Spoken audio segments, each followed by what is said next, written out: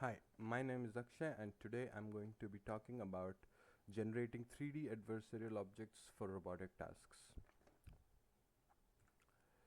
First, I will talk about what we are trying to do, essentially an informal problem statement in the introduction. Then we will talk about some background, other datasets and generators that already exist, types of grasp learnings out there, and what exactly adversarial objects are. We will also show how we are generating these objects and how we compare their graspability and similarity. We will also show some results showing the generation of these adversarial examples. Finally, we will conclude with some future work that we are planning already. So the goal is to generate adversarial examples to improve the robustness of robotic grasping. Adversarial examples can be considered as corner cases to such tasks, and being able to grasp these objects will definitely improve the robustness of the robot. This is going to be a synthetic data generator, meaning that we are generating the objects from scratch. It uses a voxel-based representation. A voxel is just a 3D representation of a pixel, and the objects should get harder as the generations go on. All right. Moving on to what other datasets already exist. There are two major ones. Those are the Cornell and Jacquard dataset when we talk about grasping datasets. The Cornell datasets contains handmade objects and its representation is in 7 dimensions, while the Jacquard dataset is a synthetic dataset and its representation is in 5 dimensions.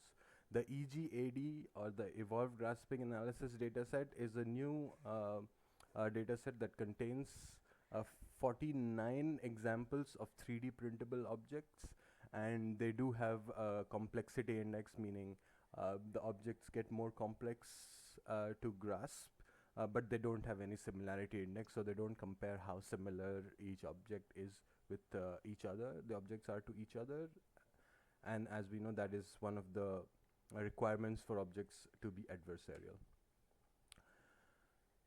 Grasp learning is broadly divided into two categories. The first is vision-based, where we are using CNNs to predict the optimal grasp position. It does not consider the robot dynamics, so essentially we are matching ground truth labels to some ground truth. The second way of that grasp learning is being done is by using visuomotor learning. These generally use reinforcements, and they are not supervised to fit any ground truth, and they combine vision and motor to form motor controls to form their input. This usually takes a lot of time to train, since we know that reinforcement learning generally takes a longer time to train.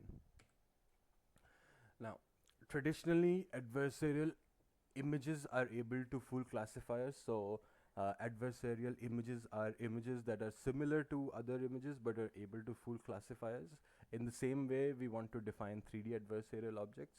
So for an object to be considered adversarial, it needs to have like certain properties.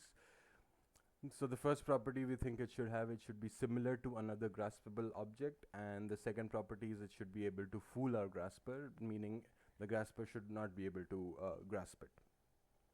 Thus, we define 3D adversarial objects as objects similar to graspable objects but are not graspable themselves. The methodology for creating new objects is very simple. This creates a brand new object from the scratch. And the whole idea is to do a sequential placement of voxels. So first we place a voxel at a position, then since the voxel is in the form of a cube, it has 6 open faces. The next voxel is placed at a randomly chosen face, and you repeat this process till all the voxels are consumed, and that's how you create a new object. It is also possible to import other objects if you have them and voxelize them. So for example, on the right we have a full resolution image of a duck, and on the subsequent images they are all voxelized with different resolutions, and we can use any of the resolutions we want depending on the processing power. And as you can see, they all maintain their grasping features in all the voxelizations. These libraries are readily available, and there's no special code that needs to be written. You can voxelize them if you have an STL or URDF or OBJ file of an existing object. It's as simple as a call of a function from one of the readily available libraries. So now, how do we create we have to make these objects adversarial, so how do we create adversity? We use genetic algorithms. Genetic algorithms traditionally have two steps. One is the crossover and the second is the mutation. So we perform crossover with uniform distribution. That means crossover basically means that if you have two parents, you take part of one parent and part of the other and combine them together to make a child. Since we are trying to generate adversarial examples of one object, combining that object with itself will generally give you the same object. And so we have chosen to make a slight change in the way the mutation works. Traditionally, the mutation is shown in the top image. So the image on the left shows where the mutation occurs, and on the right it shows the object after the mutation has occurred. And as you can see, when the 7 block is removed, the blocks on the right of it just move into position, just move to take its position. But the small variation we have done is, instead of moving into position, it behaves like a queue and it slides into its place. That's the small variation we have done, and it has helped us with the similarity criteria. Now, the graspability index is based on the z coordinate of the object, and in our experiments we have only considered the object to be hard to grasp if there are no possible grasps. This is a fairly strict restriction, but it can be relaxed as the objects get more complex and the grasping algorithm gets more complex. But for now, we only consider hard objects to be those with no grasps. The similarity index is the intersection of a union of voxel positions. This is known as the Jaccard index. And there is a relationship between the similarity index and the mutation algorithm, which we will talk about soon, and how they interact. So if you change the similarity index, the mutation algorithm also changes. I'm sorry, if you change the mutation algorithm, then the similarity index will change. It will give you different values of similarity. These are the experimental results showing the baseline grasper. The baseline grasper has no learning mechanism. It basically is a 4-step process of grasping any object.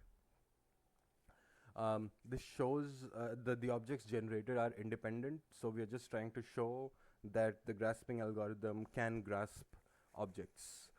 The y-axis shows the height to which the center of mass of the object has moved, and the x-axis shows the generations of objects being generated, and each data point is one whole object that has been grasped. So if there are multiple grasps, then we take the average of how high the object was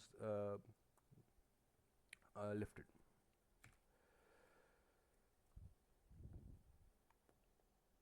This graph shows the experimental results of a single seeded parent. So essentially we have taken one parent and generated adversarial examples. This graph only shows distinct, so we have removed all the duplicates, and as you can see on the y-axis is the number of grasps possible on the object, and on the x-axis is the generations of objects being generated. We have also done the same experiment with two parents, although having two parents it clearly disturbs the intersection over union, or it makes it much lower, since having if you have two different randomly generated parents, and then you try to do a crossover, then the child will definitely not be similar to either one. But here we have compared the children to both its parents and reported the one with the highest similarity index. Again, this only shows objects that are distinct, and as you can see, there are a lot of objects being generated that have no possible grasps. So in conclusion, we have presented a data generator capable of creating a diverse set of adversarial objects. In future work, we plan to test the similarity, different similarity criterions and mutation variations. As you know, as we've already said, the mutation algorithm, the mutation variation and the similarity criterion is closely related to each other, and changing the mutation definitely has an effect on the similarity criterion. We want to also incorporate learning into the grasper, and we also want to use learning to drive genetic algorithm and the genetic algorithms. So if right now the experiments that we've done is objects made up of 12 to 15 voxels, but in the future when we move to objects with larger voxel size, the sheer amount of objects being generated might be too much and sorting through it. So we want to use some sort of learning to learn how to generate adversarial objects. And finally, we also want to use mutations in continuous space. So right now, when we mutate a voxel, we place it on the face exactly on the face of another voxel, but it doesn't necessarily have to be exactly on the face. It can be a little to the left, to the right, a little to the top and a little to the bottom. That can be done with continuous space mutations, which we also plan on doing. Thank you so much. This is our contact information if you have any questions for us. Thank you so much.